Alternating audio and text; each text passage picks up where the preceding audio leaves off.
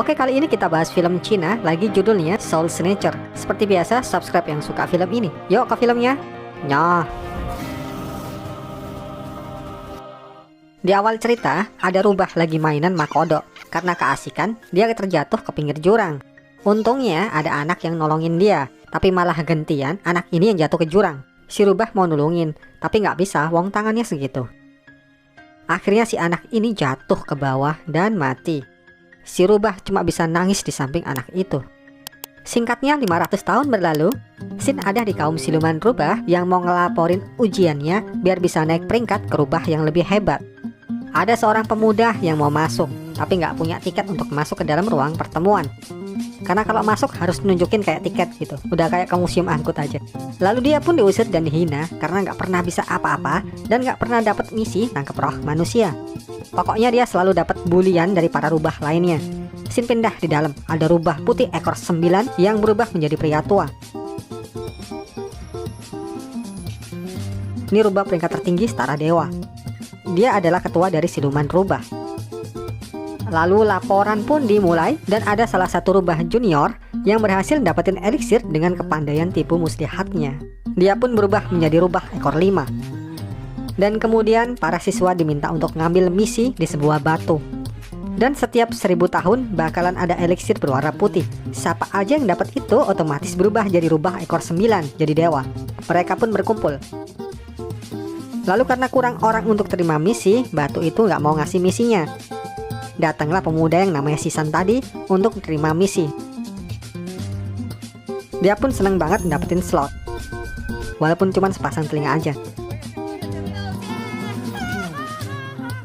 Next scene, ketuanya ngobrol sama Sisan soal misi dan nyeritain kalau Sisan dulunya rubah abadi dari langit dan suatu hari dia bakalan naik ke langit. Tapi si kakek ini bilang kalau Sisan dulu dipungut dari pinggir jalan.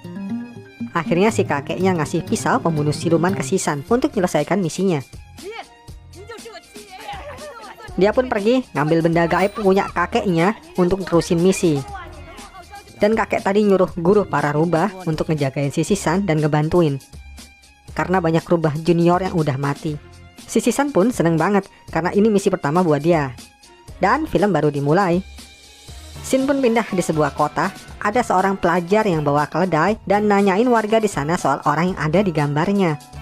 Si pemuda ini pun akhirnya ngedatangin Sisan yang lagi makan ayam geragas. Lalu benda gaib ini yang kayak HP Android ngasih tahu Sisan kalau kelamannya ada di daerah sekitar situ. Sisan pun nyari kelamannya di tengah jalan. Sisan ngelihat orang-orang rame ngumpul. Soalnya ada pendeta hebat yang suka nyembuhin pasiennya. Di lukisannya ada siluman-siluman yang ditangkap dan ngasih darah siluman ular ke anak yang sakit. Tiba-tiba anak tadi sembuh. Dan kemudian kakeknya dikasih lukisan tadi. Di jalan Sisan ketabrak sama pelajar yang tadi juga. Apes emang si Sisan. Bis gitu ngebuat keledai pelajar tadi lari dan berbalik nabrak si Sisan. Sisan sama keledai itu pun pergi dan dikejar sama pelajar tadi. Di jalan pendeta yang nyembuhin orang tadi ngasih jimat pelindung di punggung Sisan.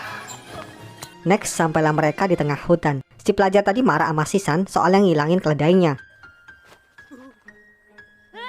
Sisan pun masih dikejar sama pelajar itu sampai mereka berdua kecapean. Dan si Sisan ngajak pelajar tadi untuk beristirahat di bangunan udah nggak kepake. Sisan di sini nyadarin kalau si pelajar ini ada kelamannya yang nyimpen eliksir putih. Si Sisan pun jadi baik ke pelajar ini. Soalnya dia kan butuh jiwa pelajar ini supaya jadi dewa.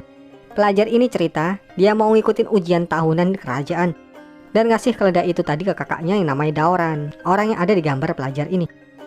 Pelajar ini pun ngantuk dan dia minta untuk istirahat. Malam harinya si Sisan ngeluarin pisau mau nusuk si pelajar ini. Tapi datanglah gurunya yang bilang jangan terburu-buru. Dia di sini suruh kakeknya untuk ngebantuin si Sisan. Dan gurunya punya rencana yaitu ngebuat pelajar itu ke situasi dia terdesak dan ketakutan. Pelajar ini tiba-tiba bangun ngelindur, ngebuat mereka kaget, kemudian tidur lagi. Akhirnya Sisan minta bantuan ke gurunya. Paginya keledai pelajar tadi udah ada di rumah itu. Ternyata gurunya yang nyariin keledai itu. Mereka pun melanjutkan perjalanan. Di sini si Jin manggil Sisan pakai nama Xiaobai. Sampailah mereka di tempat mirip Silent Hill, sepi sekali. Bahkan hanya orang penginapan pun disuruh jangan berisik. Akhirnya mereka sampai di penginapan dan dikejutkan sama pemilik penginapan. Ketika mereka masuk di dalam, ternyata banyak siswa yang sedang les privat di sana. Akhirnya si Xiaobei bilang mereka cuma mau nginep aja. Pada malam harinya ada monster yang keluar dari air, dan Xiaobei dibuat heran sama kodok yang bertelur emas. Si Jin ngelihat hal ini pun keluar dan lihat kodok tadi nelurin emas, tapi malah emasnya ditaruh lagi nggak diambil. Berjalanlah dia sampai ketemu sama pemilik penginapan yang tadi nyuruh si Jin ngelihat permukaan air. Tiba-tiba ada lidah keluar dari dalam air dan masuklah si Jin ke dimensi sebaliknya. Di sana penuh lendir kodok ya. Si Jin yang masih keheranan ini dikagetin sama pemilik penginapan yang berubah jadi kodok bangka gede banget dan narik si Jin pakai lidahnya. Xiaobei datang dan nulungi si Jin. Mereka berdua berusaha kabur dan ngindarin lidah si kodok.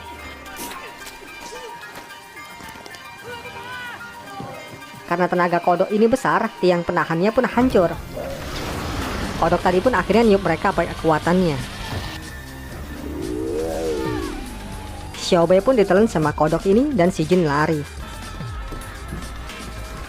Ternyata si kodok dan Xiaobei ini bersekongkol. Tujuannya untuk ngebuat si kelaman ketakutan. Tetapi si Jin balik lagi bak peledak mak obor. Xiaobei pun masuk lagi ke dalam mulut kodok. Mereka kehabisan akal ngadepin si Jin. Lalu kodok tadi ngisep si Jin pakai napasnya, tapi malah obor sama peledaknya masuk ke dalam. Xiaobei bingung matiin obornya, tapi akhirnya pasrah aja. Ledakan besar pun terjadi dan Xiaobei terlempar. Dia pingsan akhirnya. Kodok tadi juga ikut pingsan, kemudian diangkat sama kodok-kodok kecil lainnya. Si Jin pun dibuat pingsan sama guru Xiaobei. Scene lanjut di atas perahu. Si kodok dikenalin sama gurunya Xiaobei yang datang lagi ngebantuin Xiaobei. Si guru Xiaobei udah buat rencana di kota Jiangkang, karena di sana ada seseorang yang bisa ngelihat dalaman isi jiwa si Jin, eliksirnya putih atau hitam. Lalu si Jin pun bangun dan ngebuat semuanya kocar-kacir. Xiaobei udah nunjukin jati dirinya kalau dia adalah siluman rubah dan gak bakal nyakitin si Jin. Si Jin pun ngasih obat kuno dari keluarganya, tapi harus dikunyah dulu baru tempelin.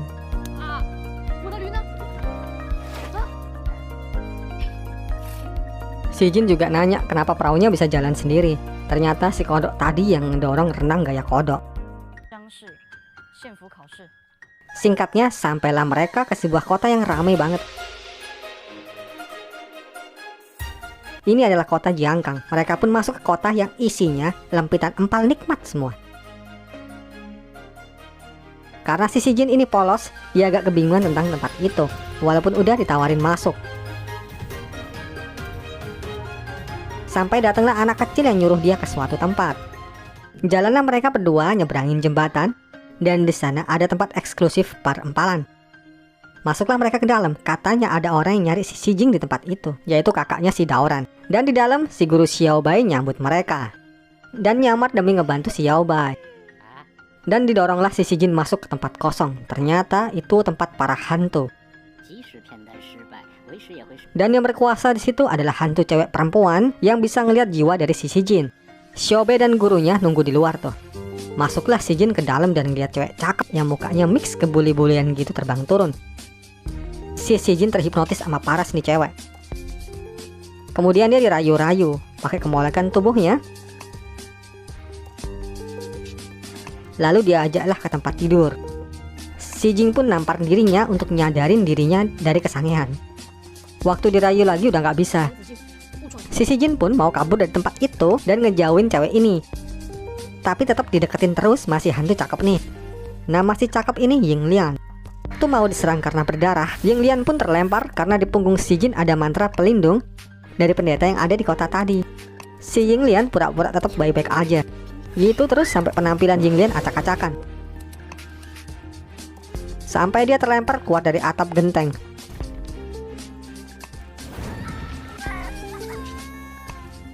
Dan Yin Liang pun akhirnya ngemut tangan si Jin yang berdarah. Lalu si Jin yang kegeeran ngelamar si cewek ini. Di sini Ying Lian ngelihat jiwa si Jin, tapi tetap nggak bisa dilihat karena tertutup semuanya. Si Jin pun bersumpah mau ngelamar hantu cantik ini kalau udah lulus ujian. Ya pokoknya ngebuat si cantik ini jadi lumayan tertarik lah. Sampai akhirnya si Jin tertidur. Lalu Yinglian keluar nemuin Xiaobei, bilang jiwanya nggak bisa dilihat. Kemudian Xin pindah di kapal di mana si Jin lagi tertidur. Di tempat lain, guru Xiaobei nyiksa hantu ini karena gagal melihat warna dan eliksir si Jin. Dan ternyata jiwa hantu ini dipegang di dalam teratai gurunya rubah ini. Xin lanjut di mana mereka berdua sampai di kota di mana ujian berlangsung. Dan tetap si Jin masih nyari kakaknya, tapi warga nggak ada yang tahu. Pendaftaran ujian pun dimulai. Semua peserta didata dan diperiksa, siapa tahu ada yang curang. Dan mereka ngantri dari subuh sampai pagi. Dipanggil masuk semua ke dalam ruangan. Singkatnya, semua peserta duduk dan bersiap ngikutin ujian kerajaan. Ujian pun dimulai. Mereka semua konsentrasi terus mengerjakan ujian kerajaan sampai malam pun ujian masih berlanjut. Tiba-tiba ada salah satu orang yang stres berteriak-teriak, terpaksa diamankan dan dibawa keluar sama para penjaga. Gak lama datanglah si Yinglian ke tempat si Jian. Dia narik jiwanya keluar. Dan Yinglian bilang kalau waktu yang pas ngambil jiwa si Jian saat itu. Ternyata di situ juga ada arwah penasaran yang suka ganggu dan ngebuat orang gila kayak yang tadi.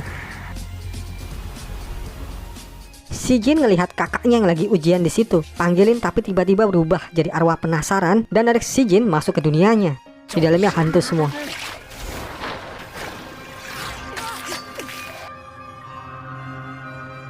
Xiaobei ngeliat hal itu bingung antara mau nusuk si Jin, soalnya kalau dia gagal, perjuangan selama 500 tahun bakalan sia-sia.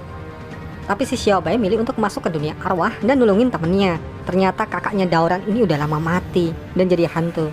Mereka terpisah, si Xiaobei dikepung sama arwah-arwah jahat.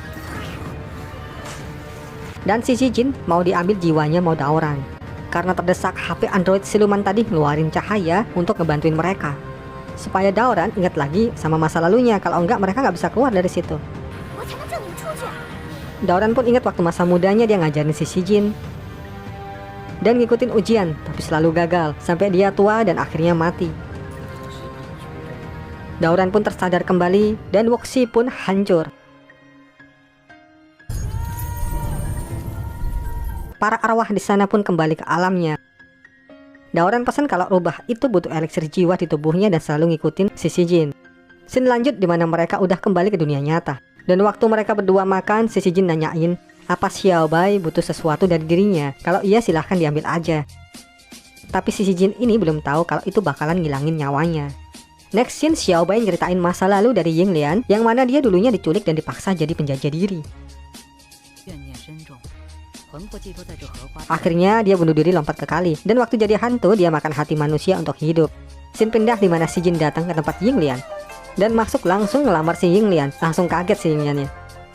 Mereka diawasi sama Xiaobei dan gurunya. Walaupun awalnya ditolak karena dia tuh hantu, tapi ngelihat ketulusan cinta dari si Jian hantu cakep ini jadi penasaran. Si Jian bilang kalau dia pelajar miskin dan selalu dihina, tapi hal yang ditakutkannya itu nggak bisa ngebuat hantu cantik ini bahagia. Karena ketulusannya, si Yinglian pun suka. Dan langsung lari sama si Jin, gurunya di atas dipukul Mas Xiaobei dan pingsan. Mereka berlari sampai di jembatan, Xiaobei nunggu di tempat itu. Hantu tadi marah soalnya Xiaobei mau ngambil eliksir kekasihnya. Pertarungan terjadi dan ngerasukin si Xiaobei. Tapi si Jin terus ngebelain si Xiaobei.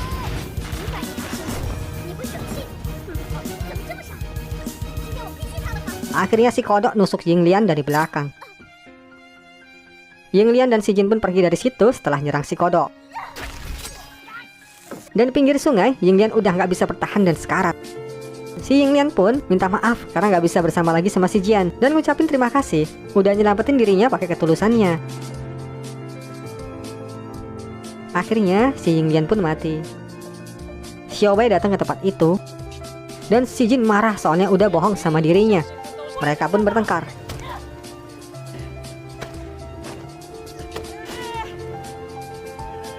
Si Jin udah nganggap Xiaobei kayak sahabat saudaranya, tapi dia malah mau ngebunuh dirinya. Karena nyesel, Xiaobei mau nusuk dirinya pakai pisau karena udah bohong sama sahabatnya. Seketika itu dia pun tertarik ke dimensi lain. Sampailah dia di depan kakeknya dan ada pendeta Zhang yang emang ngawasin mereka berdua dari awal. Ternyata anak yang pernah nulungin nyawanya waktu jadi rubah itu si Jin 500 tahun yang lalu. Dan eliksir putih itu bisa muncul kalau memang ada pengorbanan. Dan dia harus ngambil sendiri eliksir itu dari Si Jin. Berangkatlah Xiaobai. Scene pindah di mana Xiaobai nemuin Si Jian dan minta maaf atas kesalahan dan kebohongannya. Si Jin memaafkan kesalahannya dan bakal ngasih eliksir itu walaupun dia harus mati. Singkatnya, dia nusuk dirinya pakai pisau milik Xiaobai. Dia pun berdarah dan mati. Xiaobai nyeret tubuhnya, ternyata di jalan ketemu Mas Xiaobai yang asli. Dan Xiaobai yang pertama adalah gurunya yang nyamar. Si gurunya ini malah ngehina dirinya dan Si Jin. Dia juga bilang kalau eliksirnya hitam, bukan putih, jadi sia-sia, lalu pergi gitu aja.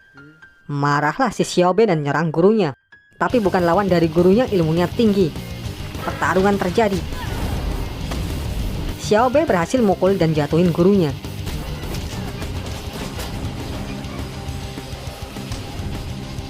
Ternyata si gurunya berubah jadi siluman rubah hitam ekor 6. Xiaobai nggak ada kesempatan melawan makhluk sakti ini. Dia digigit dan dipukuli. Semua sendinya dipatahin. Dan akhirnya ditusuk sama rubah ini. Dan emang sengaja dibunuh sama gurunya ini. Xiaobai yang terkapar ingat masa lalunya Mas Si Jin. Dan eliksir hitam itu pun berubah jadi putih karena pengorbanannya. Keluarlah cahaya dan si Xiaobai berubah jadi rubah abadi, langsung nyerang gurunya. Ini penampakannya. Pertarungan terjadi dan gurunya bukan tandingan si Xiaobai.